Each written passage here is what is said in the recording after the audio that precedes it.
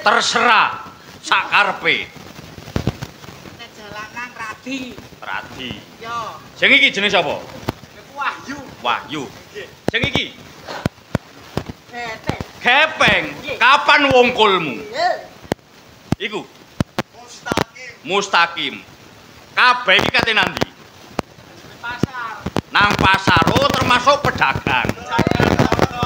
Mapan kebeneran. Donya daganganmu kabeh kumpulno tak tebasi. Timbangane ado-ado nang pasar, kumpulno tak tebasi. Iya tak tebas. Ayo weh, Ayo kumpulno. Ya, ayo. Kumpulno.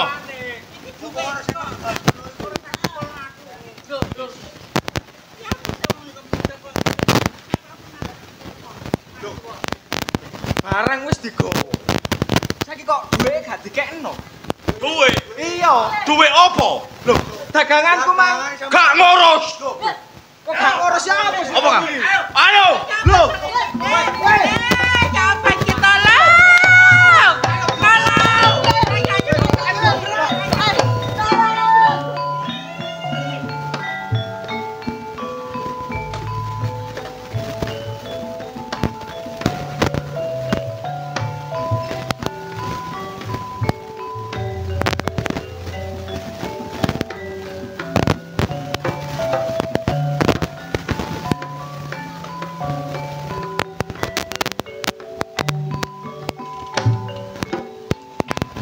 Enak anggonku sambang cilik ana Karang Pradesan Tlatah Tuban. Krungu-krungu kaya ana sing gawe getrahe ana ing Tlatah Tuban, sapa pawongan wani gawe rusuk ning Tlatah Tuban. Nek perlu tak pikut tak gonang tak aturno nang karsane Kanjeng Rama. Aku nek ndelok saben dina kaya-kaya kawula dasih kawula alit wedi karo sambang dalan ana ing Tlatah Tuban. Jajali. Aku kepengin ngerteni. Kabeh kuwi wis dadi wengkonku ya wong tuaku ana ing Tlatah Tuban. Mula dina iki sapa pawongan wani mlaku ana ing Tlatah Tuban tak takoni ora cetha jawabe ngeten. Sapa kuwi?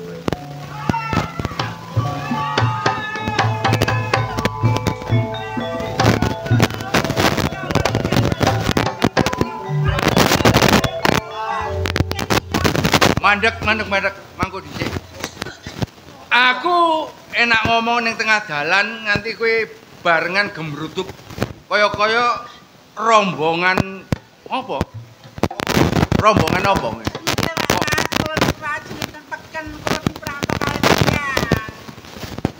Kowe wong wadon. Nggih. Nah, kabeh iki lanang. Aku melu takon, kaya-kaya kowe ngendi rombongan?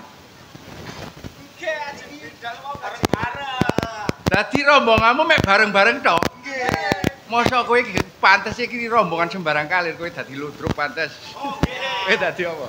Pantes e. Wong becak. Ini apa? Kowe mlayu-mlayu iki. Kula keperampokan, Mbak Mas. Kula niki mau diperampok barang kula. Sedaya bajane kula iki diperampok. Barangmu dijaluk karo sambang dalan ana ing Tlatah Tuban iki. Aja kuwatir, tak kliron. Saestu ta, Mas. Iya. Gak cukupe kowe pokoke tak lironi kena kanggo lirone barangmu sing dijaluk karo sambang dalan.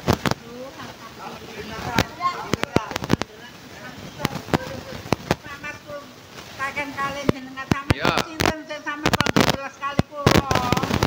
Kula durung tepang kali sampean. Dadi kowe kabeh guru cita marang aku. Aku Raden Said putra Kadipaten Tuban.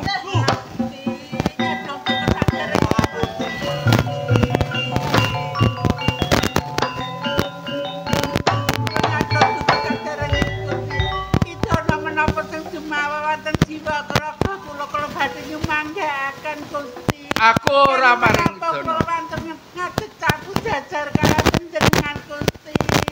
Aku ora paring pidana marang sampean kabeh. Mula dina iki sing tak jaluk umpama kowe duweni gayuan dagang ana papan kene. Aja nganti liwat dalan sing mbok liwati maneh. Ngoten ta Gusti. Menawi ngaten nyuwun kalian panjenengan Gusti. Menawi nggih kawulaken kalian Gusti. Ngono ya, Mbak ya.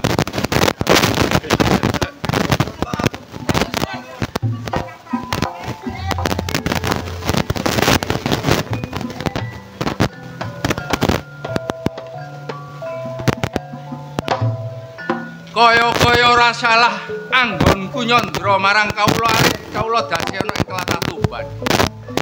Ya kene para sambang dalan kabeh pawongan liwat ing dalan kene begal ora karuan. Kamangka Kanjeng Rama umpama mudhun saka kursi gading dampar kencana aku sing iso ganteni klumbane Kanjeng Rama. Mula dina iki kabeh para mantri bupati ketara pat mancanegara arep nyekseni aku arep wisuda. Iki ora pantes. Sing baku Kanjeng Rama ora ngerti yen kawula lalit nyandang kangsaran. Aku arep teka nang nggone Kanjeng Rama. Kandha marang Kanjeng Rama yen kawula dasih ana ing tlatah Tuban nyandang kangsaran. Kanjeng Rama Said ingkang sowan Kanjeng Rama.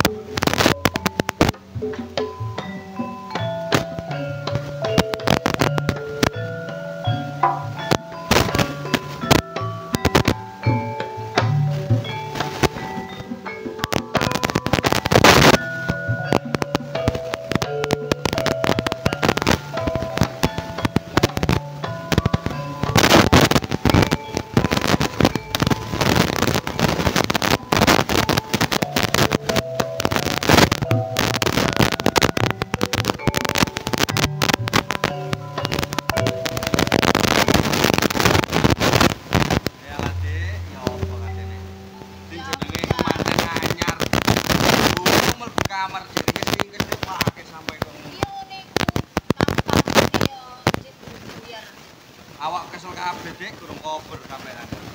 Ya. Ngono iku engko lek dhuwit sampe amplopan iku ditekno tabung.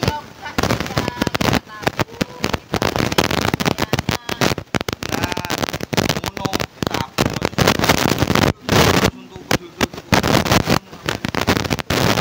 Apa jane arang-arang ngono mosok gak oleh. Ya lek gawe sampean sih gak apa-apa tapi yo aja gelek-gelek ngono tok lho. Oh, ngono ta. Kemanten anyar ya. Opo ae ya dan. Wis. Sopo iki, Dik? Kok sih ono tamu ae? Kate bowo ta ya. Tapi kok elek-elek ngono, jange bowo kok eleke ngono. Lah iya. Sopo cak takonono? Jenengan iki sinten? Awakmu kepengin ro sapa aku? Nggih. Aku Jaya. Oh, Jaya. Nek tak delok omamu iki melengkunge janur kuning iki kaya-kaya kemanten anyar. Nggih. Manten anyar. Lin, Iya, kemanten anyar. Gres kaya iki. Sik durung kanggo blas. Dereng wis tas buyaran. Waduh, mapan kebeneran. Tepak, Kang. Cocok. Lho kok cocok? Ngene ae. Ikan bojomu. Nggih, bojo kula. Nah, bojomu tak silie dilut. Lho, Lah kok koyo lagu sih? lah iya. Bojo kok disele. Niki paribasane koyo peda motor niku tasih anyar dereng kula tumpaki. Bar gawene tak balekno. Lho, mboten saged to. Hei, duduk kanggo aku. Yo Il. Ya, Kang. Kanggo kakangku, Kang Rupa. Wis seleno diluk ae. Ojo.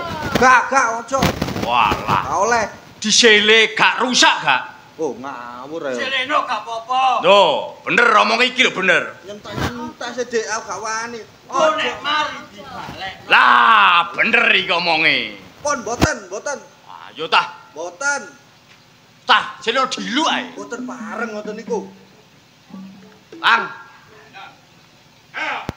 Ngono Kang.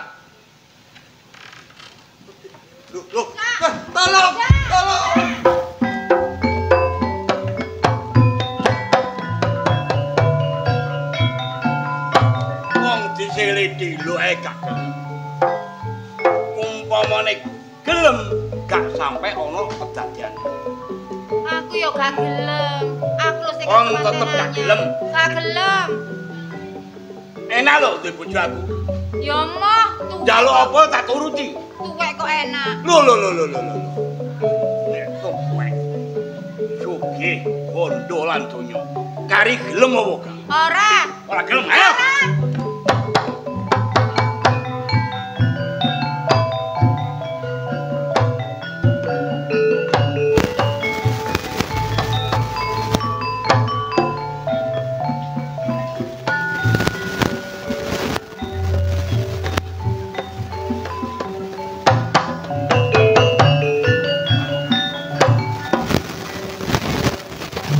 Pancen bener.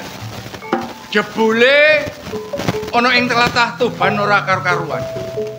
Nyatane kaya-kaya aku iki krungu ana bocah wadon dipraposo marang pawongan sing ora tanggung jawab. Jajal. Sopo bocah wadon sing diprawoso nganti sambat sing kaya ngono? Coba tak delenge.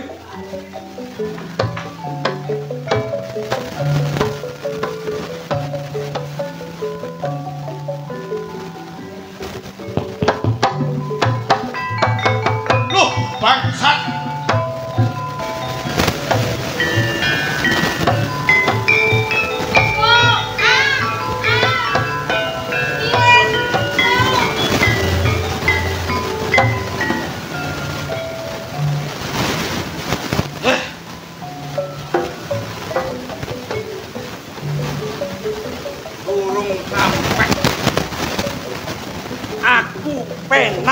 Penak gak ono sing ngonani aku. Durung sampe guyon barek bocah wadon kuwi dadak ono sing nulungi. Dijejel teko mburi. Aku gumun. Sandang penganggune kok kaya ya. Supaya prajurit saka ing Tuban sing gawe rusuh gak ngerti aku loko antarane Joyo dandang tali kuntul tali dandang iki ana maling ayo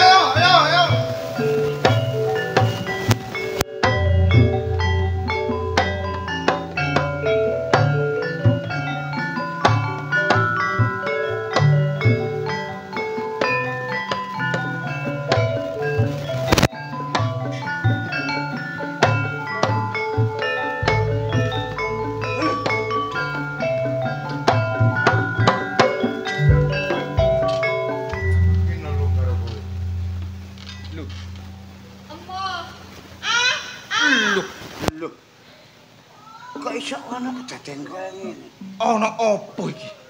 Kang Demang. Delok ana omah kono, gropyoken tak cegati nang kene. Tak grope.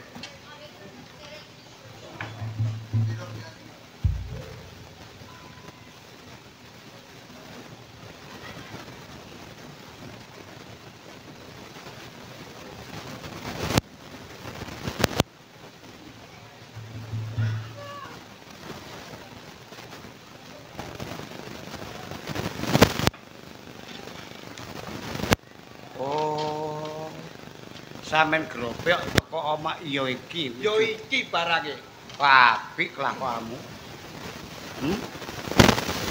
Wis umum nek maling brandak sak pitunggalane. Iku sing dicolong iku bondo. Ana mas-masan ya dhuwit, kana dhuwit ya kewak. Ning nyatane sing mbok colong iku duduk donya bondo. Kok ya arek wedok. Kok apik kelakuanmu. Nek anjene kon dadi maling sing sekti mandraguna. gak tedas tapak palune pani. Aja kate ditopeng. Bukan topeng iki adepono demang mongko ya. Akar Pak. Lah, bijaksana. Lah ya apa katene gak ngono? Iya. Lho, Den.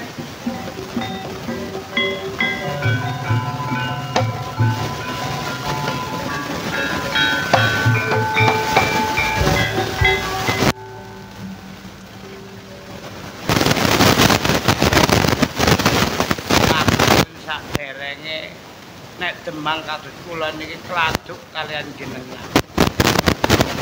Kula kok ateges wantun mboten kladuk mboten. Ning jenengan iku putra kadipaten lho, Den. Nek jenengan pancene sampun remen utawi simah lare pundi ingkang ayu. Kula sagung nglameraken nek jenengan mbon wantun utawi isin. Lah nek ngeten niku nglengsemaken asmane Kanjeng Rama jenengan. Putra Kadipaten, putra Bupati Wiloktita teka Tuban. Ngeten iki mbon kelakone menungsa, kelakone kewan. Weh, wapi rek. Wapi. Api matamu ngono. Lah iku mang golong-golong. Wong ana wong ditempeling dadak opak apik. Ndika niku demang. Nek kula niku ditempeling kaleng Den Mas Said. Dika niku nggih demang kok enak-enak ngene mriki kula lho. Untung konangan kula lari niki wau. Iya. Nggih. Demang loro kok kucul karo. Kene ditempeling sampe jeber ya. Lah sampe ditempel lah kula mbelane para brandal niki wau kula nulungi melayu kabeh. Demang. Apa? Aku njaluk. Jaluk apa? Jaluk tambah. Njaluk iku wae. Jaluk apa? Belani kan belani. Oh, jaluk dibelani nggih. Iya. Mergi lare wedok niki sing gak ada griya niki. Bojone niki. Awakmu sing di omah iki. Nggih. Berarti iki bojomu. Nggih. Lah bojomu mang ana kedadean apa kok nganti kok koyo kopak-kopak. Ngomong. Kula niki wau, kula kak manten anyar ah. Terus mantun niku enten wong gawe klambi ireng-ireng Pak Demang. heeh. Bojo kula badhe disele. Bojomu Badhe disele. Seleno. Sampun. Lah wong sak slegrengan cilup ngono ae lho. Kok dak nondo Pak Seleno. Marung ngoten kula disoweret diajar tenggene alas. Untung enten Pak Demang niki. Awakmu diajar nggo alas Nggih. karo wong sing pakaian ireng-ireng. Nggih. Busana konangan karo Ki Demang, ditolong terus dijarene Mang. Nek kene kepethuk aku. Nggih. Alhamdulillah. Napa? Aku nyonyor cocotku. Ancane demang kakek cocok.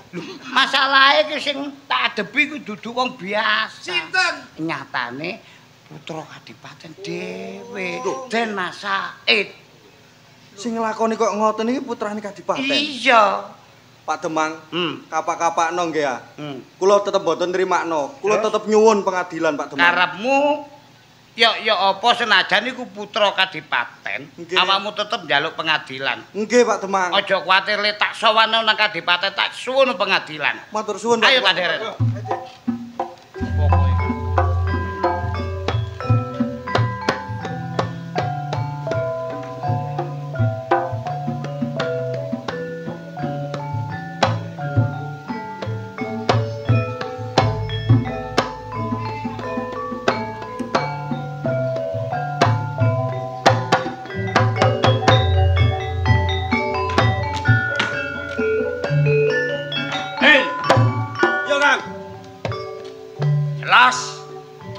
Jelas Kang Luko iki mang beres masalah iki.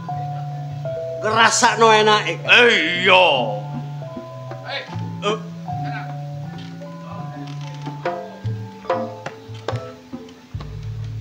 Enak anggonku nguber sapa pawongan sing mrawasa bocah wadon sing ora tanggung jawab. Jebule kowe sakloron ana ing papan kene. Yo, bener aku aja nih. Sapa kang dadi aran? Mandut. Main. Mail. Aja mbok terus-terusno kowe di perbuatan sing kaya ngono. Nglenggono tak pikut tak ngarsakno ngarsane Kanjeng Rama tak go nang Kadipaten Tuban. Aku gelem kok pikut. Nek kowe iso ngethok guluku, Tak tugel gulumu dina iki.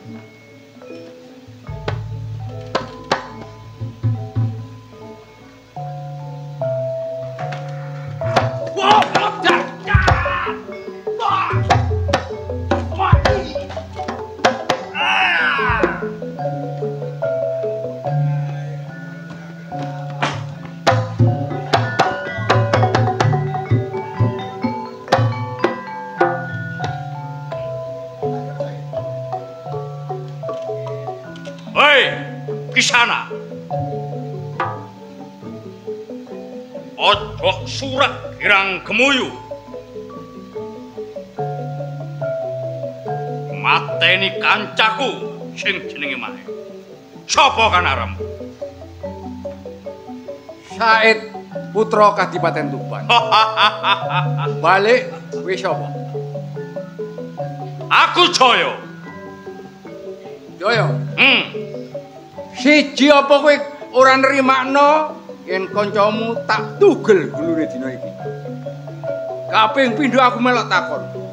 Apa penggawamu wani gawe ontran-ontran ana ing tlatah Tuban? Wis pancen tak niati tak kajati. Merandal maling ana tlatah Tuban, lulih ana alas Jatiwangi.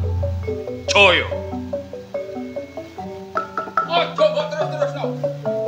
Nek perlu kowe tak pikut tak gawa nang ngarsane Kanjeng Rama ana ing tlatah Tuban. Cukup. Anane Jaya kan nrimano.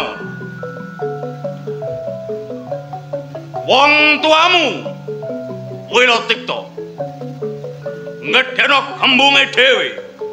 Eling kawula cilik ojo maneh gawe bayar upeti. Dipangan sak bendinane gak enek. Nage upeti kebasan gak duwe Mas Picis Bondo. Ana sapi, ger sapi, ana wedhus, ger wedhus. Iku aku sing gandeni malait.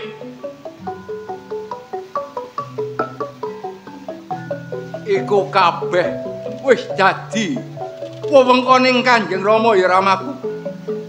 Ning dina iki kabeh sapa sing gawe rusuh ana ing tlatah Tuban, nek perlu kaya Jaya kuwi arep tak pikut tak gawa nang Kadipaten. Gelem aku anak dapuramu, Yen kowe ora gelem, bangga tak sembadani ngamuk tak laden.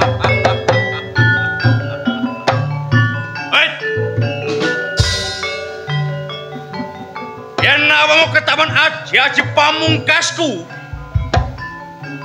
kang aran Elmu Jaya Kawijayan Pamungkas gak kemblondong tak sembah ider-ideramu.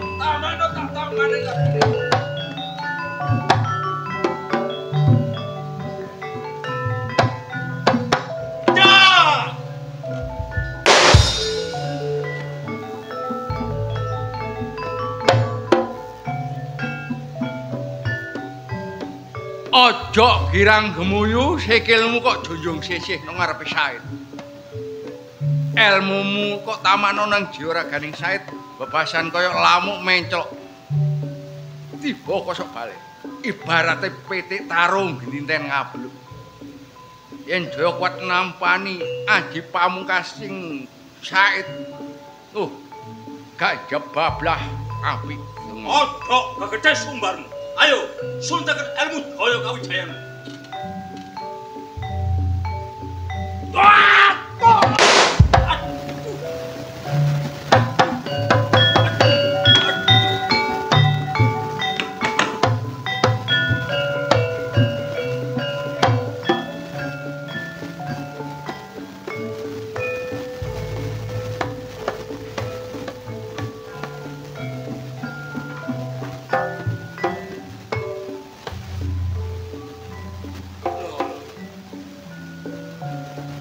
Direwangi blur wong abdul keringet munggah gunung mudhun durang. Tak penak-penak turu tengah embong. Jaya. Ayo. Loh. Mas. Mas patun karo sapa? Joyo. Mas yo dina pipi paribasane iki ana dulurmu tuwa. Loko. Ora iso bakal kemaken. Urip iki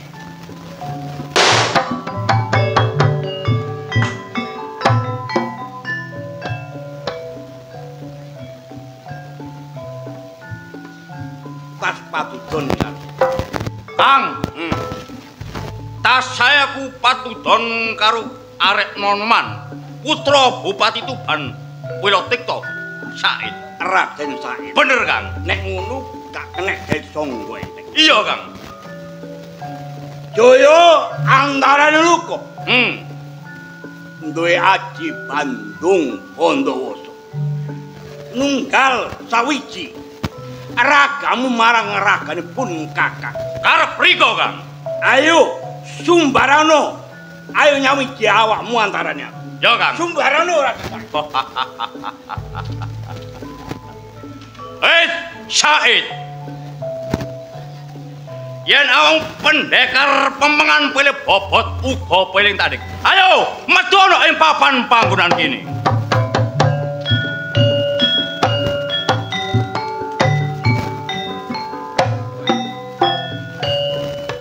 Enak anggonku ngomong sing tak jebule kowe wani nyumbari sapa? Jaya wis temekaning pati nganti Wulya Jati. Aku dulure tuwa. Aku Loko, iku adikku dulur Nom Jaya. Dadi kowe Loko. Nek ngono gendhu seglugu marang Jaya. Iya, sae adimu. Kenek ta eling. Ojo mbok bacutno. Ngomong Kanjeng Rama Wirotikto ing Tuban. Sing gawe rusuh iki Loko antarane Jaya.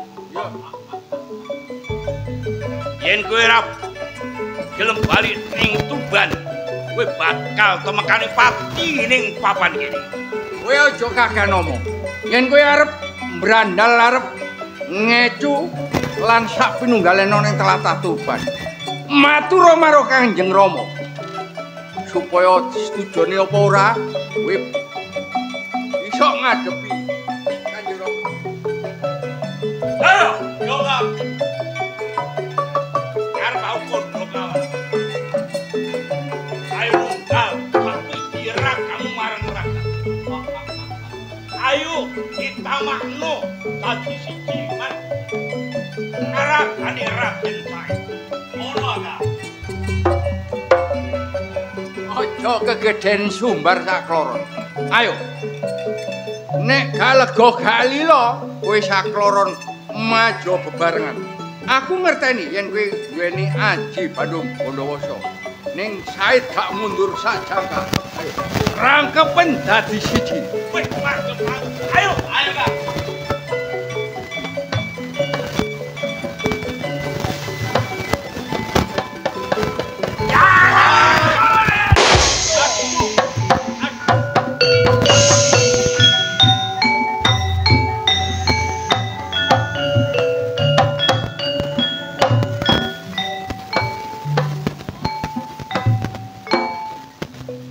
Said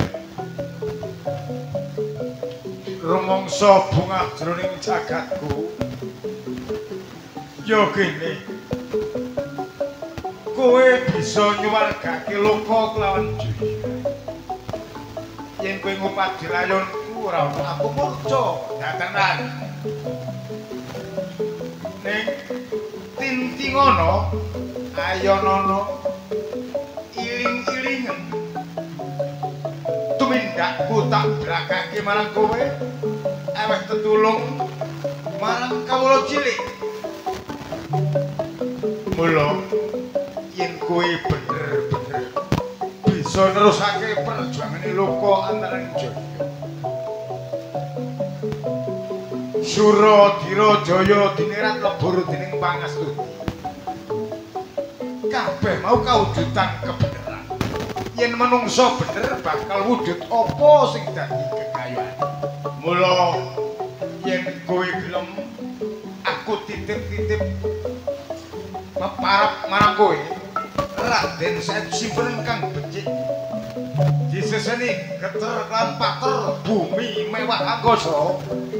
Kowe bakal gak wani tetenger Loka Jaya.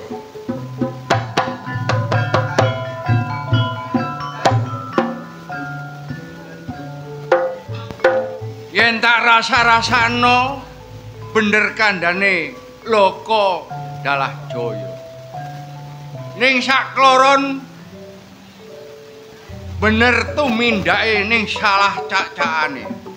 Ya ta. Senajan kowe sakloron wis tempekaning pati, nganti yen swara sing kaya ngono, kowe bakal tau gemi. Mula dina iki yen Loka Dalah Jaya titip jeneng marang Said wong kaya aku gak oleh gawe jeneng Said dina iki. Jeneng Said dikon simpen kang apik. Dikon gawe peparan Loka Jaya.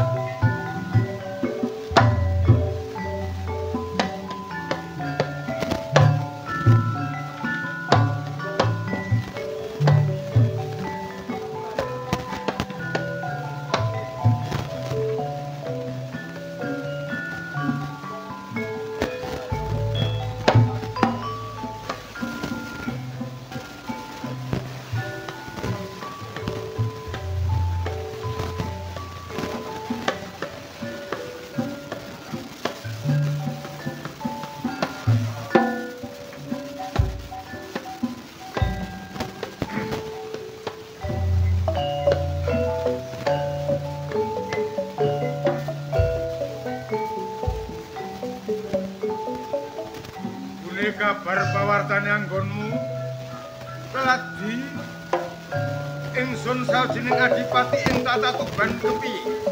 Daya mboten-mboten ingkang jiwane namane. Bagus. Ning kula ngaturaken kempawan bekti.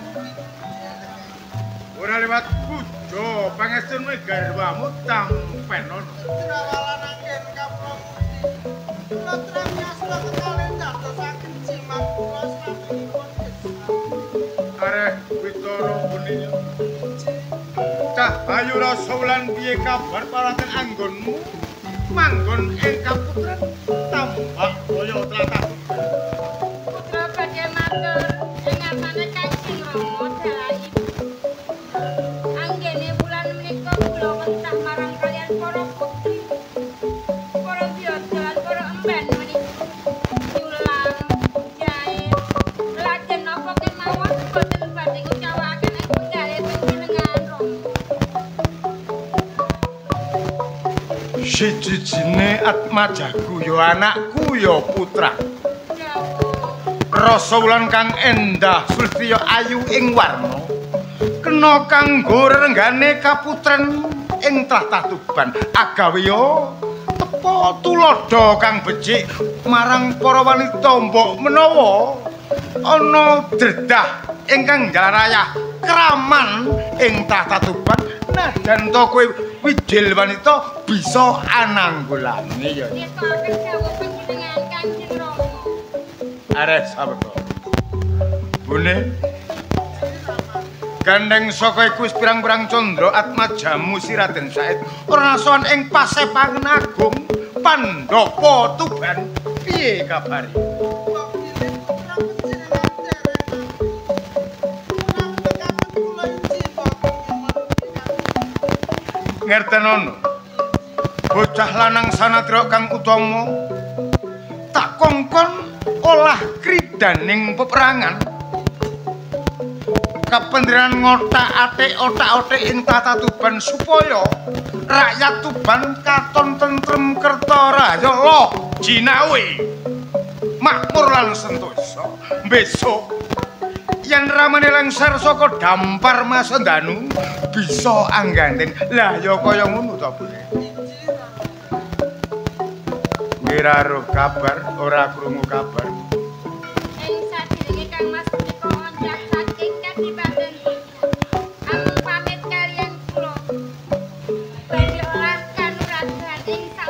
kala badhe ngantosi panjenengan. Kaya ngono. Menungso urip ing alam bebrayan apa maneh duduk wong-wongan Raden Said kudu bisa ngudi karesepan. Ilmu jaya kawijayan guna kasenikan. Lepas sangkan parang dumati. Kejujuran lan kebeneran keagungan kudi panggonane. Menika laras. Nyuwun sewu Rama Jalai. Kula badhe kaperlu wonten ing Taman Sari. Kaya ngono. Nyuwun sewu. Iya. Ayo tenang bune yo. Wih, sapa munggah ing Pandhawa Agung? Ayo, munggah. Dawan.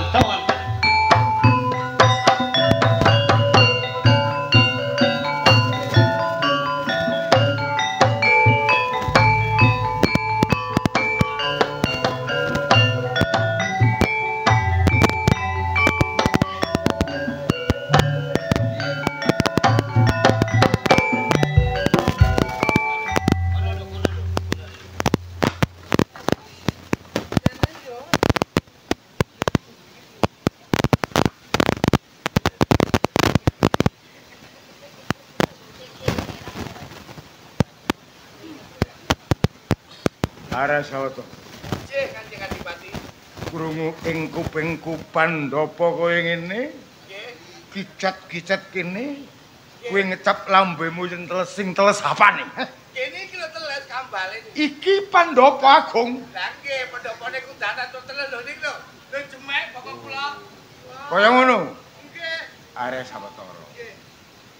Pancen ditiwanci, ora kena diseleki lan ditolak. Kabeh mau gaweane Gusti Kang Maha Agung. Iya to? Nggih. Bagus. Kompak tenan.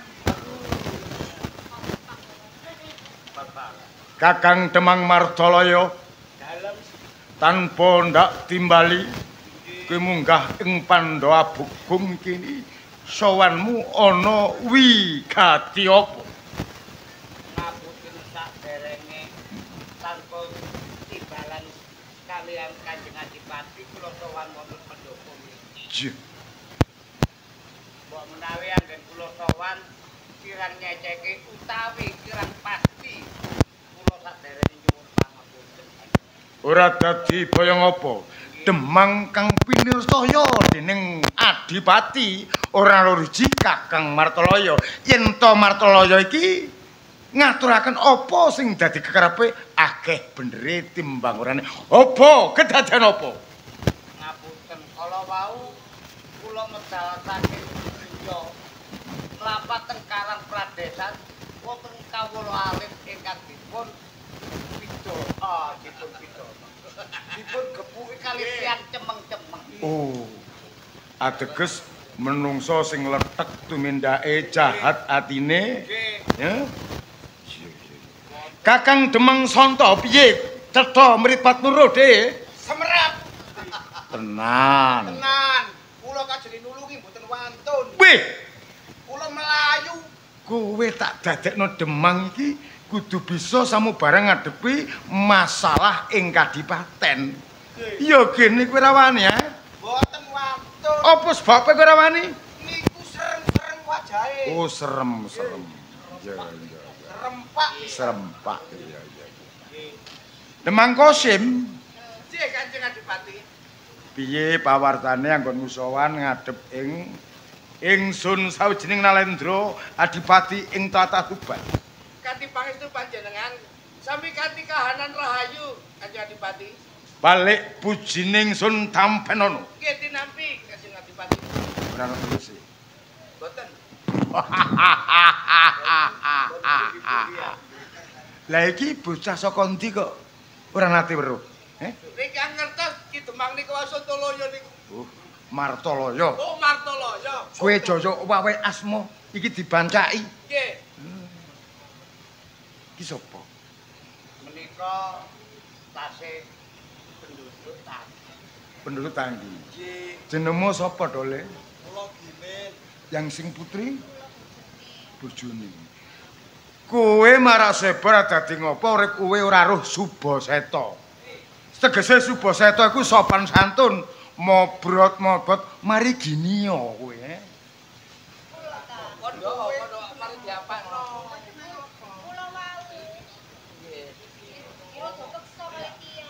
Diprawoso. Cara saiki diperkosa. Kowe meneng ae. Lho, kok guyu piye to? Oh, meneng.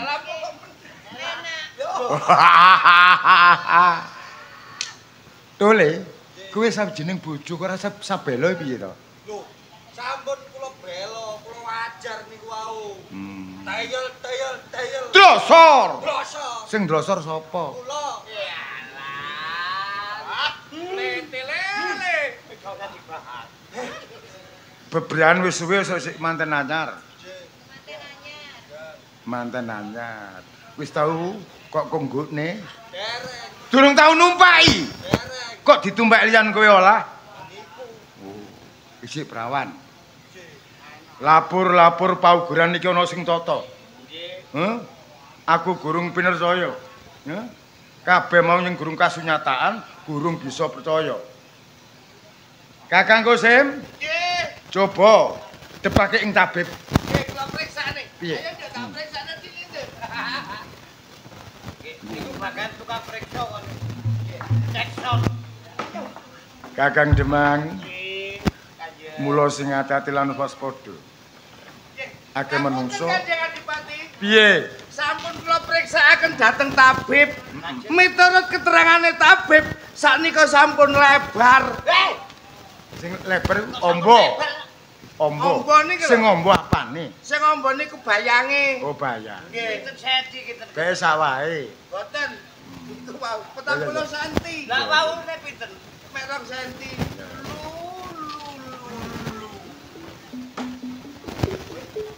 Le, gimen sabar ya. Ya.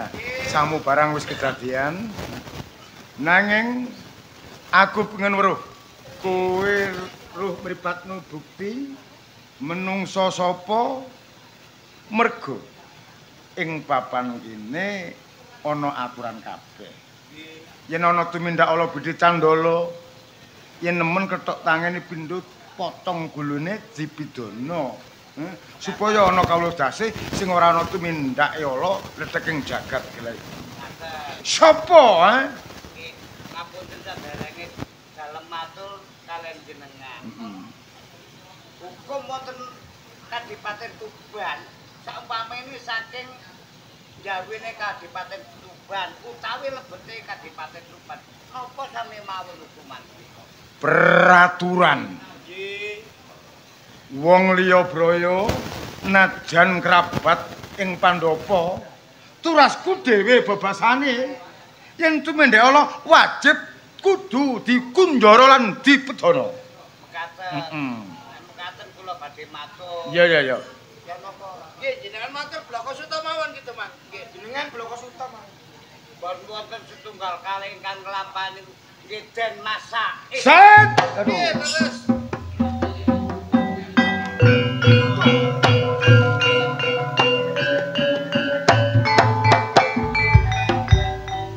Kakang Demang, ora luput tanggonmu matur. Bener, Raden Said.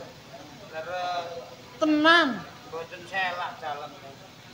kados pundi ramane.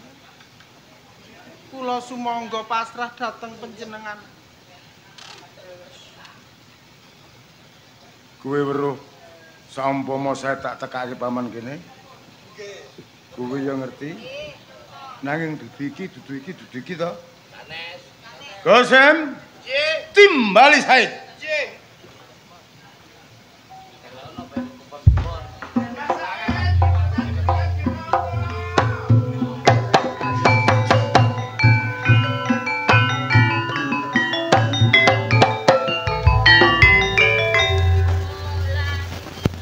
Iki bener.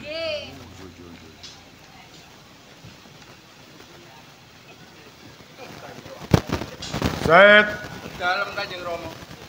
piye soanmu ning ngedep Rama? Sadereng kula ngaturaken sembah sukem kula dhateng Kanjeng Rama. Ora liwat bojo pangestune Rama Tampenana. sanget anggen kula nampi, kula damel jampi anggen kula gesang wonten alam Brayan. Bagus. Anggonmu ngayahi perintah Kanjeng Rama wis rampung. Sampun kula ayahi Kanjeng Rama. Tuntas. Sampun. Nanging dadosaken kageteng manah kula katimbalan Kanjeng Rama. Wonten pigatos menapa Kanjeng Rama? Aja mbok tutup-tutupi. Cupet. Kowe anake Adipati tumindakmu gawe sakarepmu. Kowe mrawasa bocah wadon kae. Kanjeng Rama.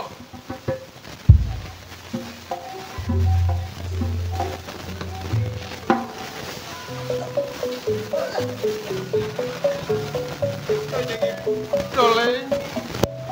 Jane ibu ya ora percaya Dole. Yen kowe tumindak culika marang bocah Karang Pradesan kuwi. Ning kabeh mau eneng bukti. Eneng bukti, eneng saksi.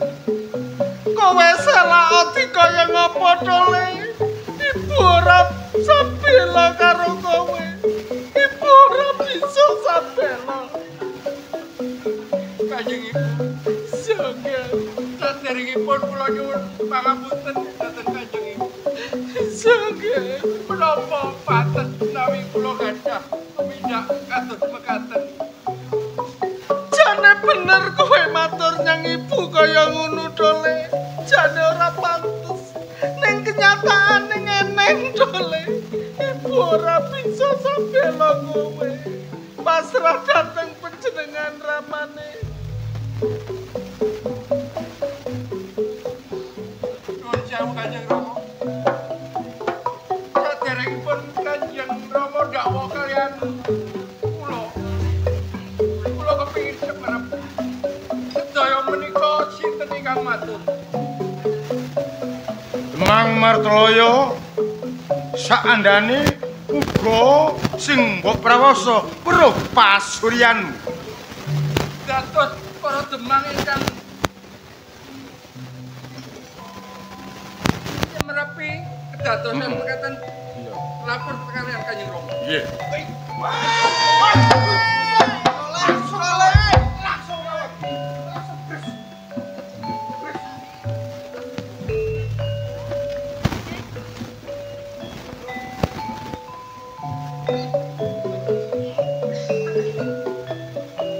Said pedhang pangwasa ing Kadipaten Tuban Wila Digdaramamu. Yen tumindakmu kaya ngono, kowe ora duweni paugeran Suba Seta. Mula siji loro badene kowe mrawasa ora? Kanjeng Rama, matur sewu lepat kalian Kanjeng Rama. Menawi kula gadah perbuatan kados mekaten, menapa panten menawi kula nglesemaken ajenganipun Kanjeng Rama. Lamis ing samudanamu kowe aja nglesemake. Sabar Kanjeng. Sabar Kanjeng. Mestine kowe kudu mikul dhuwur mendem jero marang wong tuwa. Wong tuwa pawakan kendhirana kecantol rene kecangking. Yen toya kene ora papan. Ora papan kowe dadi anake Adipati. Inggih, leres dipun Kanjeng Rama. Sewu lepat menawi kula gadah perbuatan kados mekaten. Sumpah demi Allah kula mboten tumindak kados mekaten Kanjeng Rama. Wis bandane wong salah ngaturno kaluputan. Merucut saka kudangan rogol saka gendongan caplak andeng-andeng ora papan dono. Tak percaya kowe.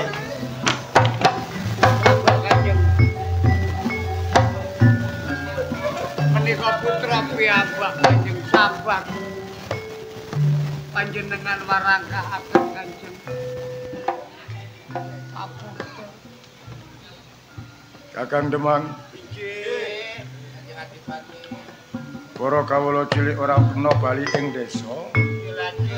Tak wenehi pahargyan utawa hadiah tak penakake uripe, tak junjung derajate. Kantor. Gawa kepunguran dadakno juru taman. Tambahe pangestu Kanjeng. Ayo ning tak dodono nggonmu nggo juru taman.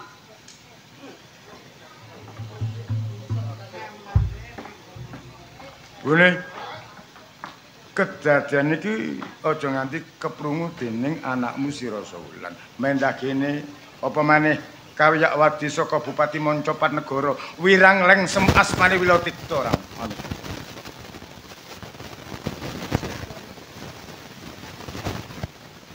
Mula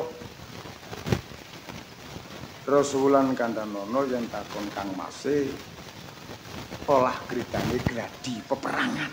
Ya.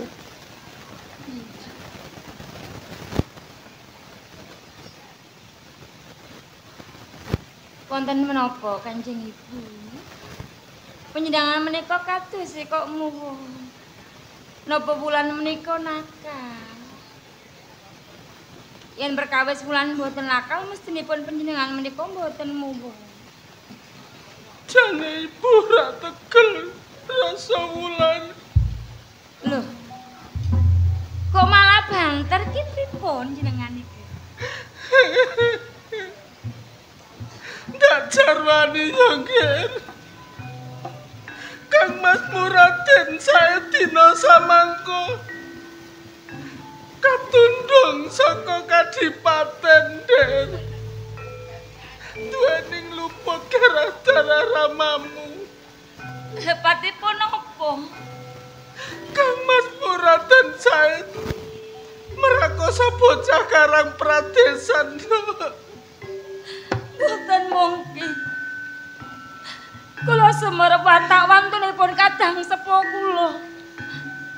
Boten gadhahi tumindak culika ing budi, Ibu. Ibu ya ora percaya, Gen. Ning kabeh iki mau eneng buktine. Ibu ora bisa sabela Kang Masmu ning kabeh katundung dening ramamu, Dol. Menika napa nggih leres Rama?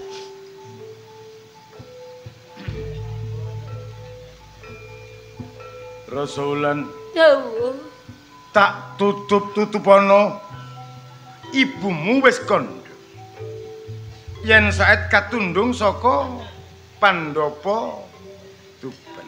Amarga tumindak ora kena dicontoh dening priya saendenging tlatah Tuban. Agawe gelaning Rama. Ngeleng semaki Rama wani mrawasa wong Karang Pradesan. Mendah kene keprungu Bupati Moncopat Negara isin lan wirang Rasaulan. Kula menika mboten percados. Ibu. Rasaulan. Kang Mas. Weh, Pulang.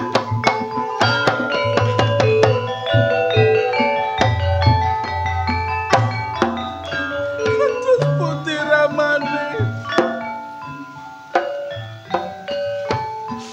Putra kekalih sampun oncat saking kadipaten. Bune, Inci. ora usah ngruntuhake luh. Nang isa luh sedina ping 7. Inci. Raden Said sik lara atine ra bakal bali.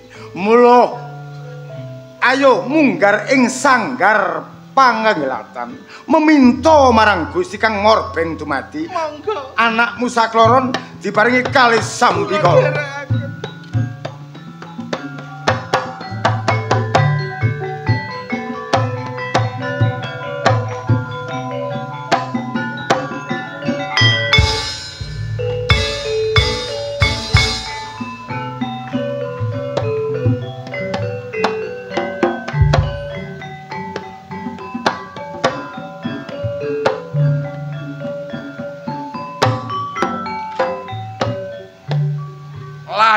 Landhepe cangkeme para Demang ana ngarsane Kanjeng Rama.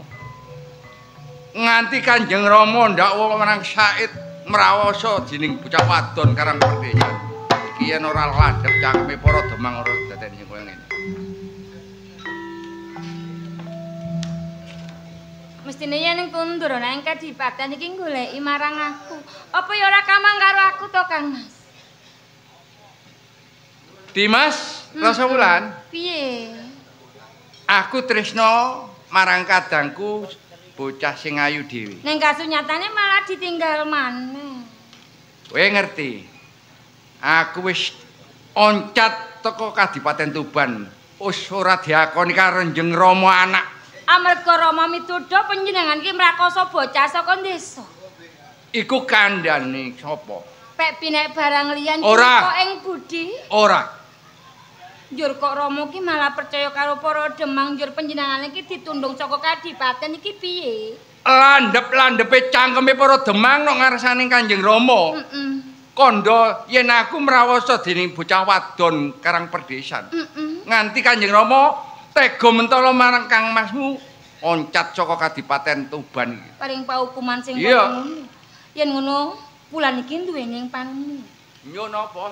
Ing umpama wulan iki duweni kaluputan, Iya. njur matur marang Kanjeng Rama dalake ibu mesti Rama ora percaya aku ditundung. Padha. Yen ngono aku nderek panjenengan ya Kang Mas. Aja Dimas. Lho kok aja? Kowe bocah wadon sing ayu. Yen kowe nututi marang kadangmu, kowe didelok karo kawula dasih. Kulo kae. Rasa Wulan putra Kadipaten Tuban. Ngayah nyunyah ing Karang Perdesan. Ya carane nylamur laku. Iya. Ora apa-apa aku nderek. Ben ora ngreken ora omongane wong ora apa-apa to Kang Mas. Ora kena tak penggak. Ora. Ya aku ora keberatan. Ning ora pantes yen kowe mlaku bebarengan karo Kang Masmu. Ya. Kowe kei tumpakan. Apa tumpakane? Wujude kreta kencana. Rupane piye? Delengen kae, Dimas.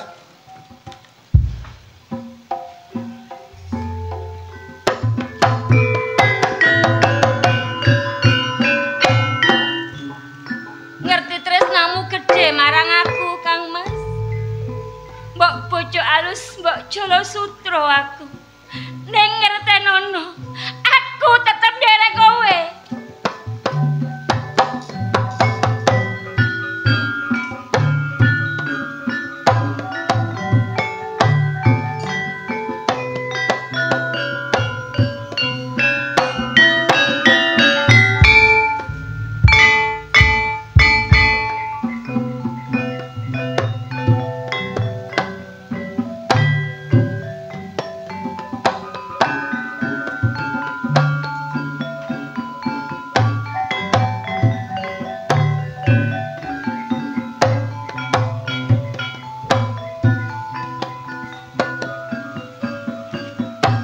Assalamualaikum Bapak Kanjeng Sunan.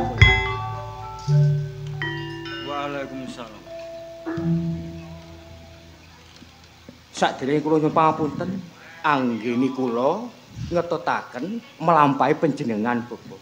Eneng apa? Nggih, kula mireng, kula ngintip wonten rapat Dewan Wali. Bab bahas perkawis jakipun wali. Iya. Niah manah kula badhe ndaftaraken nggih badhe nyalonaken Bapak. Kowe kepengin nyalonake? Inggih. Kepengin jangkepi Dewan Wali ana ing tanah Jawa. Niku leres Bapak. Maulana, Inggih. aku nampa ya durung, nolak ya ora. Pripun Bapak? Kanggo nodi sepira gedene tekadmu, Inggih. dina iki kowe tak perintahake tapa ngalong. Nyuwun pangapunten. Kula dereng matosi napa to tapa ngalong niku, Bapak? Tegese tapa ngalong kuwi tapa sak nduwure wit-witan. Kados. Aja pisan-pisan batal tapamu yen durung aku sing mbadharake tapamu. Bijang menapa kula bidal Bapak Kanjeng Sunan Bonang? Budhal dina iki nggih. Nek ngoten kula nyuwun tambahi pangestu, Bapak. Iya. Assalamualaikum. Waalaikumsalam.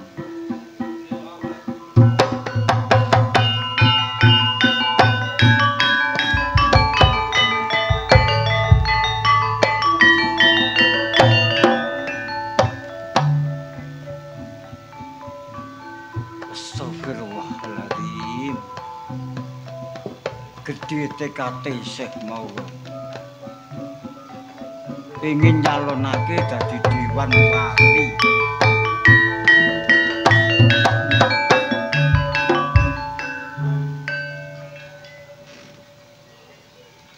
Sewu kisana, badhe nderek tangglet. Iya. Niki wau napa wonten tiyang lintang ing margi mriki? Kakung tiyang. Sak suwene aku ning kene kok ora ana menungso babar pisan.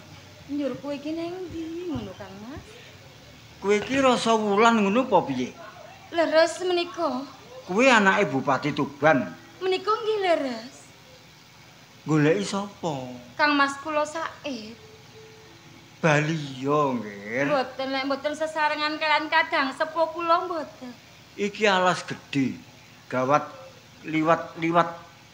Yen kowe engko mlebu alas kene, iso uga dimangsa kewan galak. Mboten dados menapa. Kowe nekat kepengin goleki Kang Masmu Said. Kepingin sanget. Nyuwun sewu. Iya. Panjenengan menika sinten kok semrep kalian kula?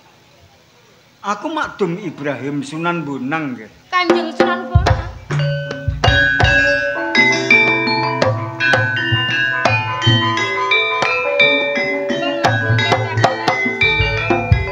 Sampun boten sopan kalian panjenengan dalu. Ngadeka wulan. Boten sae kang kene kula. Ora apa-apa aku sing ngongkon. Nyuwun sewu sakderenge. Iya. Wulan, dawuh katimbalan Kanjeng. yen kowe kepengin ketemu Kang Mas Muradin Said, ana syarat-syaranane ya. Amrat kados menapa badhe kula lampahi? Kowe kudu nglakoni tapa ngidang ya. Tapa ngidang? Iya. Kados pripun Kanjeng? Ya kaya kewan kidang. Kewan kidang kuwi sikile papat, ateges kowe tapamu kudu mlaku karana mbrangkang. Mboten wonten cara lintu Kanjeng? Ya mung kuwi. Mlaku wa pinggir kali iki ngulon terus aja pati-pati mandeg nek mulumaku yen durung ketemu Kang Mas Muradin Said. Pangestu panjenengan kula. Iya, heeh.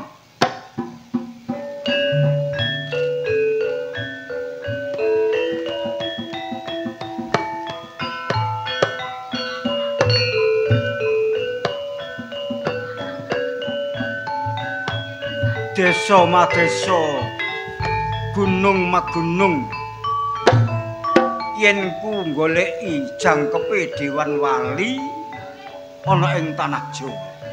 Nanging durung ketemu. Sing dikarepake para kadang Sunan yen tanah Jawa iki wis ana wali songo bakal dijak bareng-bareng ngedekake masjid ana ing Demak Bintara. Nanging nganti saiki aku durung nemokake. Yen nganti aku bali ora nggawa jangkepe Dewan Wali. Pedak wirang apa sing tak lakoni ngarepe Rama Sunan Ampel. Ya Allah Gusti, paringana hidayah dhateng kula. Kula nyuwun panjenengan ingkang maha suci, panjenengan ingkang maha kuwasa, panjenengan ingkang maha agung. Bismillahirrahmanirrahim. Ayatuhal jamaatul musakhiruna mutiuna lihadihi suratil mubarakah. Bihak anbiya ilahi ta'ala wa auliyaihi wa bihak khaliqikum. Ij'al kalimah syariyah wa qawli masmu'an makbulah waqfuni muhimmati wa amidduni wa ainuni fil umur kuliah wasjud iyah la haula wa la quwata illa billahil aliyyil azim. Hasbunallah wa ni'mal wakil, nikmal maula wa ni'man nasir. Yen Gusti Allah ngersakake tanah Jawa kudu ana wali songo, insyaallah tetep ana wali songo.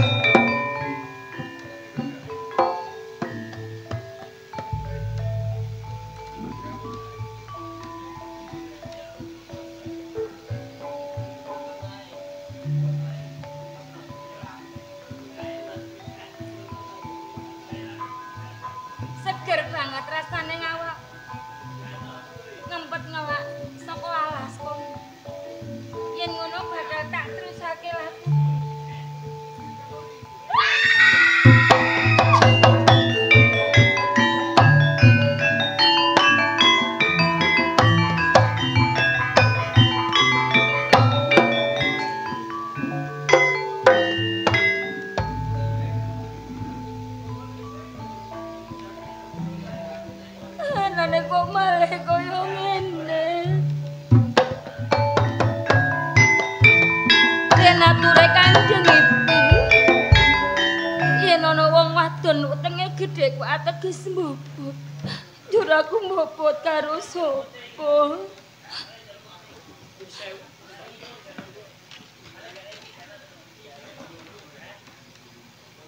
Orane ngono. Tak dulu saka ado. Kowe kok tawang-tawang tangis nek papan kene. Jenengmu ki sapa? Aku Wulan. Wulan. Njur enek apa?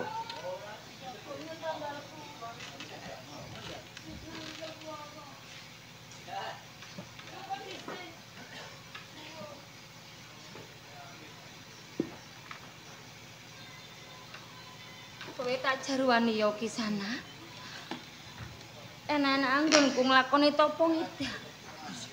Ketok ana sendang ning kene ngelak rasa ning tenggorokanku iki. Njur aku ngombe ning kono. Ning dumadakan malah wetengku dadi gedene kaya ngene. Njur sing gare aku bingung aku ki isih kenyuk. Dadi bab perkara niku kuwi kowe tawang-tawang tangis. Heeh. Ngene, ndak critani. Sejatine aku Tapa Ngalong. Diutus karo Kanjeng Sunan Bonang.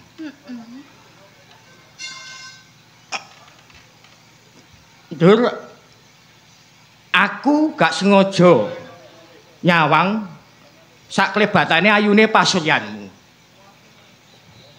Aku duwe rasa tresna karo kowe. Njur aku netesake Kama Tirta Danu kang cumeblok sakjroning sendang kene. Nen kowe pancen ngombe banyu nek sendang kene ateges si jabang bayi iku ya turasku, ya anakku Rasa Wulan.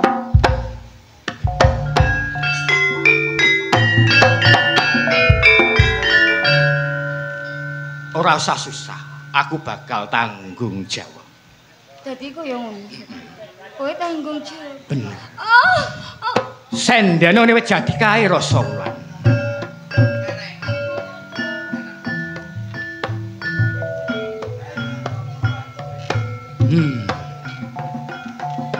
Kaya ngene lelakonmu maulana maghribi. Iya. Tak dongakne karo Gusti Kang Angkara Jagat. Muga anggenmu nglarake kalis ing sambika.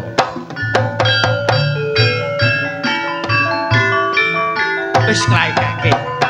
Slamet. Kanthi slamet ora ana rupi. Lanang tah wadon. Mijil kaku. Iya. Iki kudu diwehi jeneng. Mestine kaya ngono. Nek kowe dideleng Tapa Ngidang, aku Tapa Ngalong. Sineksenan geter pater bumi mewah angkasa suket gegodhongan. Mula bocah bagus idak wae asma Kidang Telangkas. Kidang Telangkas.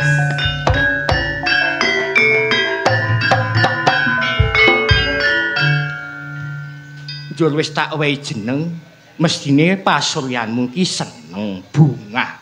Lah kok susah, tansaya bingung. Tak jaruane ya Kakak. Aku tak cerita sethithik. Aku Rasa Wulan. Putri Bupati Wilotikta saka Tuban.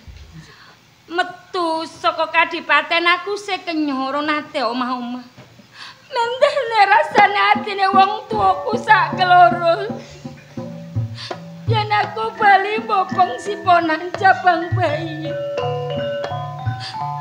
Lengseme kaya ngopo? Putrane Bupati Bali ora nate omah-omah ning nggawa siponan jabang bayi. Nyedak marang aku, Kakak. Gendong. Gini, tak gendong. Sing gedhe pangapuramu karo aku. Loh, Dudu ora tresno karo si Kidang Telangkas ora. Tresno banget kuwi. aja kaya ngono Rasa Wulan. Neng, aku takkan. Loh, Rasa Wulan.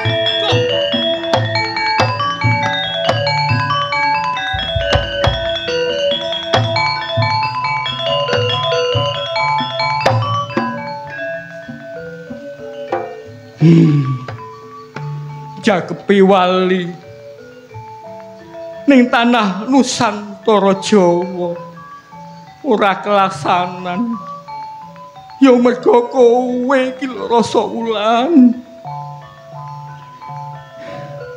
Iki golek si jabang bayi ngelah. Jaluk ngombe njur kepiye?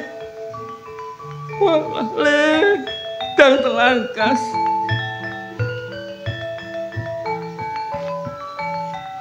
Bapak Kanjeng Sunan Bonang.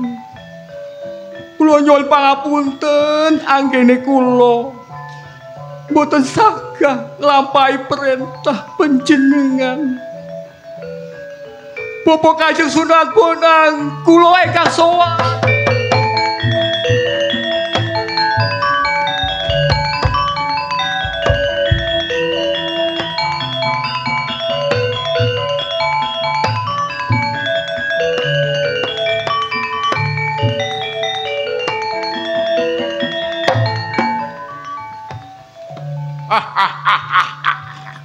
Lokajaya mesisan sora ing jana lebure papan dinore sambang dalan ana ing tlatah Tuban reh dening jenu meraura kerek montong parengan singgan nduruan bangilan Jatirogo kabeh dadi wengkone Lokajaya wong kaya aku sapa wani liwat ana ing alas Jatiwangi kene nek nggo barang tak jaluk, kali tak jaluk tak sudet waduhe brodol ya wis. Apa wani klebet?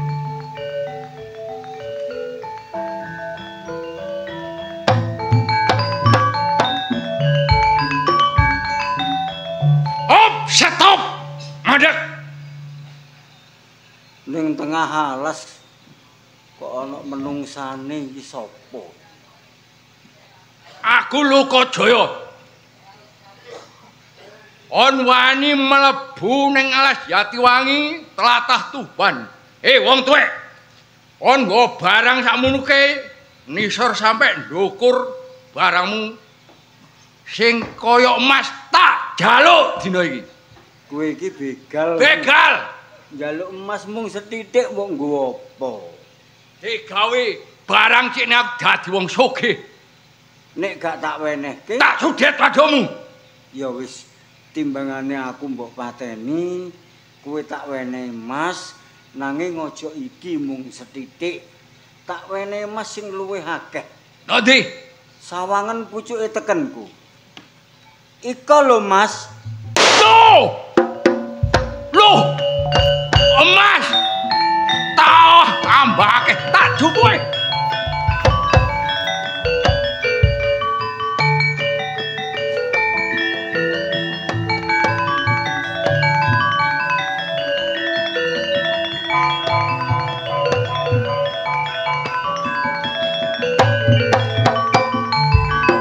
Wong tuwek, aku matur nuwun karo awakmu.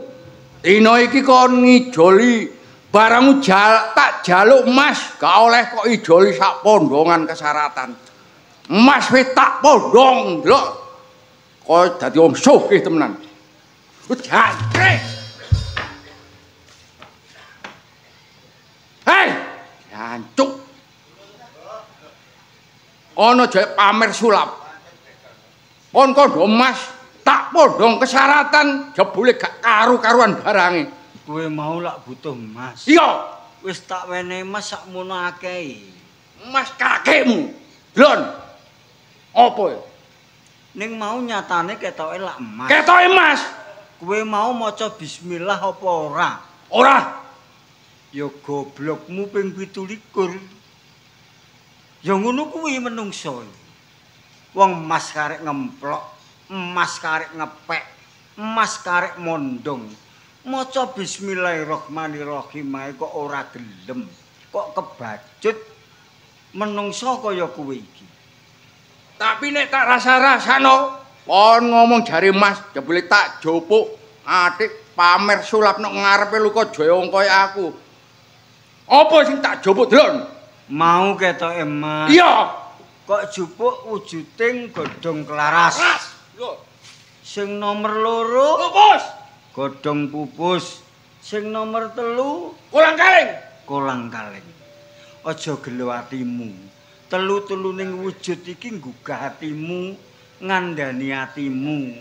Iki mung tembung sanepan. Ketoke Mas kok jupuk wujuding godhong pupus. Mestine kowe iki nek arep nyambut gawe apa-apa dipupus dhisik, salah apa bener, elek apa apik. Nomor loro, ketoke Mas kok jupuk wujuding Pupus. godhong pupus. Nek mari mbok laras terus kowe mupus, kudune mupus. Iya ya, aku nyambut gawe kok nyolong weke wong, aku nyambut gawe kok mbegal. Nek aku dijiwit wong krasa lara ya aja njiwit wong. Nek donyamu dibegal wong atimu krasa lara ya aja mbegal donyane wong. Nek wis mupus, nggih, nomor 3 kolang-kaling. Kolang-kaling kuwi wayaren. Ya nang eling, ya nang leren, nek mumbegal eling karo Gusti Allah. Wong urip iku bakale mati, lanang wedok mlarat sugih, elek apik kabeh bakal tumekaning pati. Mula sing tak jaluk nggir nang elinga nang Gusti Allah, nang tobat nang Gusti Allah, njaluk sepura nang Gusti Allah, pumpung durung kedisikan tumekaning pati. Wong tuwek, aja nyocot ngarepku. Aku kepengin ngerti, kon burung roh, nek aku iki sambang dalan Lokajaya wani nyocot ngarepe luka wong kaya aku. Kowe dudu Lokajaya. Lokajaya. Kowe Raden Said anake Bupati Tuban. Aduh.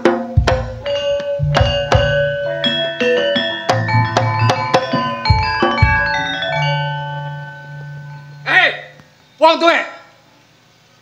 Aku percaya yen kowe batang aku Raden Said, yo takoni, pancen aku putra Raden Said, putra Kadipaten Tuban. Ning bokosok balen. Aku kepengin weruh. Sejatine kowe sapa? Teko ndi pinangkanmu? Ono gak iso ndudukno sapa sejatine awakmu. Tak sudet wadhum. Nek kepengin mateni aku yo angkaten gamanmu. Tak angkat nek kon gang aku teko ndi papan dunungmu. Tak kandhani yo, Nggir.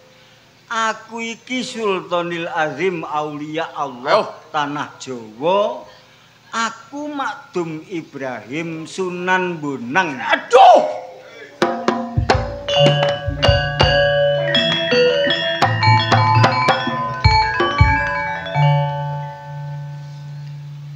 Ora usah nangis, Said. Wong luput, wong dosa ora cukup didoli nangis. Ngarep aku wis kandha nang tobato nang Gusti Allah, Nak. Nang tobato nang Gusti Allah mumpung lawang tobat isih mengo. Kanjeng Sunan. Kula ngaturaken kelepatan kalih Kanjeng Sunan. Iya. Kula ngucap kladuk kalian Kanjeng Sunan. Iya wis tak sepura ora apa-apa. Menawi mekaten Kanjeng Sunan, keparenga kula kepingin dados siswanipun Kanjeng Sunan. Kepingin dadi muridku. Inggih. Ngene Said.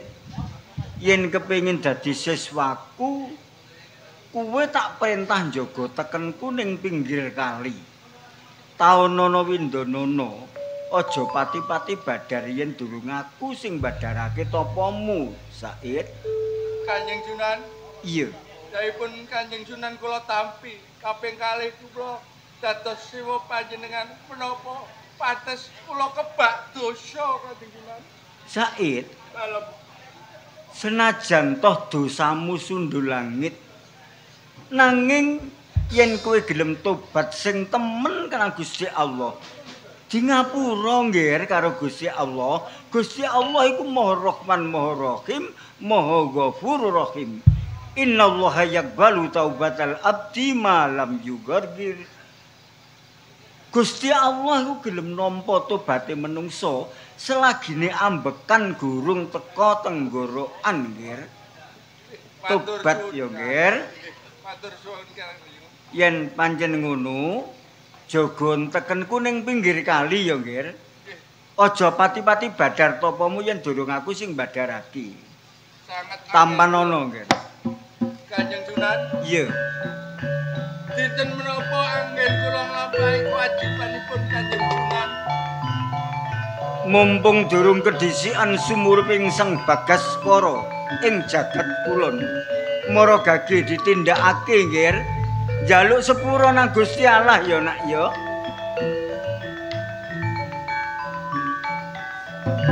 Allah, ya Allah.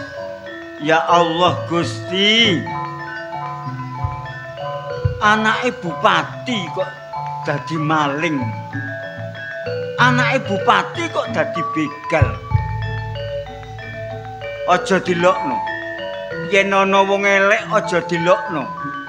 Yen ana wong melarat aja dilokno. Mbok menawa wis lakone menungsa iku kudu kaya ngono iku.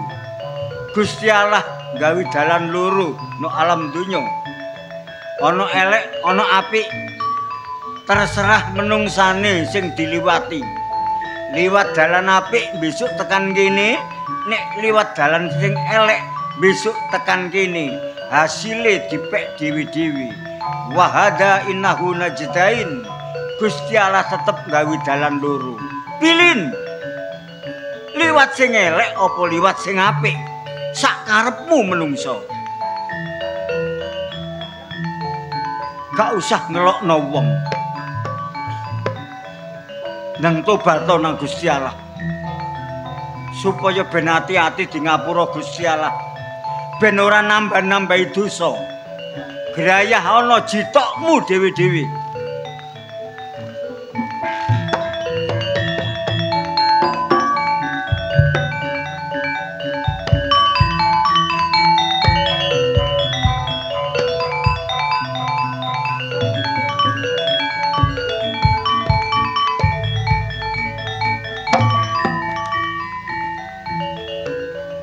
Kaya rumasa isin sakjroning ati.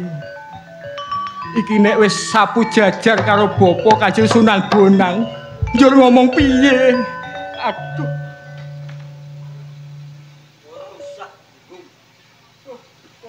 Ora usah nangis. Ngono kok kepengin nyalono Dewan Wali. Kowe tak kon mertapa. Nggih, Bapak. Tak dhuwure wit-witan. Leres. Mergo kowe kepengin dadi jangkepe Dewan Wali. Apa oleh-olehmu? Ponang jabang bayi, Bapak. Menungso kakean sekarat. Pun ngoten to, Bapak. Mertapa sak dhuwure wit-witan ana bocah wadon tapa ngidang, niba tangi, ketok kentole kuning, pupune putih. Kemecer kepengin. Leres, nggih. Keprojolan. Nggih. Diombe bocah wedok. Leres. Terus meteng. Nggih. Kowe upamane dadi kiai, duwe pondok pesantren, kira-kira muridmu wedok iku meteng kabeh kira-kira. Pun ngoten to, Bapak. Rumangsamu gampang dadi wong pinter. Rumangsamu gampang Abot sanget, Bapak. dadi jangkepe Dewan Wali. Leres, Bapak. Maulono? Nggih. Kowe duwe keluputan. Nggih, kula. Kowe tobat nang Gusti Allah. Nggih. Nanging aku pesen, punang Napa, jabang Bapak? bayi. Punang jabang bayi sing gak dosa gak perkara. Nggih. Aja pisan-pisan mbok sengsarakake. Mbuh akalmu. Kula bakal tanggung jawab, Bapak. Iya. Ngeten kula nyuwun pamit, Bapak. Iya, tobat, tobat, tobat. Nggih, Bapak. Assalamualaikum. Waalaikumsalam.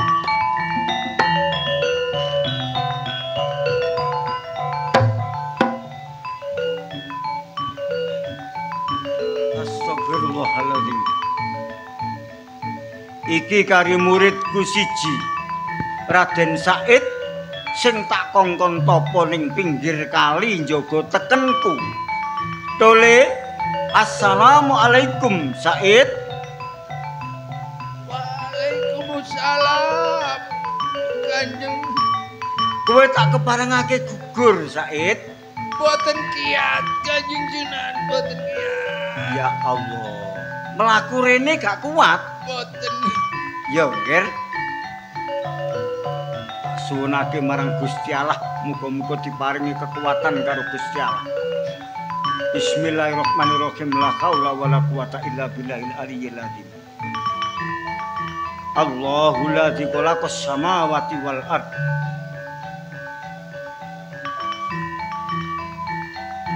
Wa idza maridatu fa huwa yasfin. Kun hajat musibun lil adwi fayakun qatilun. Nek Rama Sunan Bonang kondo gugur, gugur Said.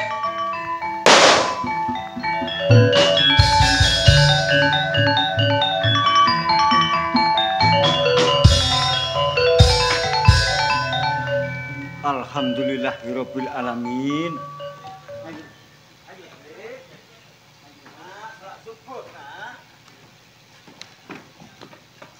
Alhamdulillah kene teken iki. Said, dalem kula Kanjeng Sunan. Wiwit dina iki tak akoni muridku, tak akoni siswaku ya, Nggir. Nggih. Mengko tak ulang wuruk nang pondok pesantren. Tak ulangi ngaji sampai pinter. Nggih. Ning nek wis pinter ngaji, Said, apa kira-kira kowe gelem tak dadekake jangkepe Dewan Wali ana ing tanah Jawa? Nggih, kula sagah nglampahi Kanjeng. Tugase Dewan Wali nyambung perjuangane Rasulullah Muhammad sallallahu alaihi wasallam nyebarake agama Islam ning tanah Jawa ya, Nggir. Nggih. Nanging eling den eling Said, nek wis dadi jangkepe Dewan Wali sing nomor 9 ana tanah Jawa, aja gawe jeneng Raden Said. Lajeng damel nami sinten Kanjeng? Jeneng Raden Said disimpen sakjroning pribadi, tak jumbuhake marang lakonmu. Lakonmu sepisanan, tobatmu sepisanan. Jaga tekenku ning pinggir kali. Jeneng jaga kelawan kali tak jumbuhake dadi siji, seksenana jagat saisine kuwi tak jenengake Sunan Kalijaga. Allahumma sholli ala Muhammad. Allahumma sholli alaihi.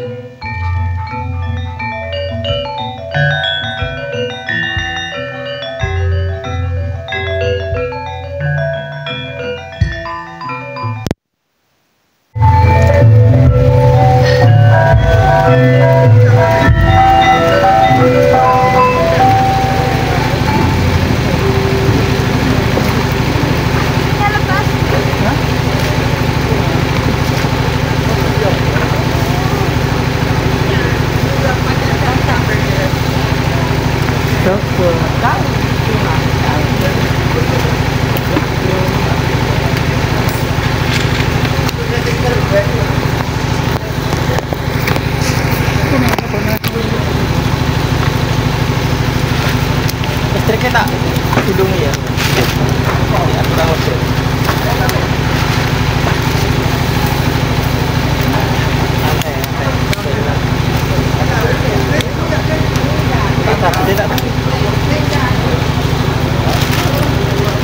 Wes mulai Mas. Wis biar ayo mulai.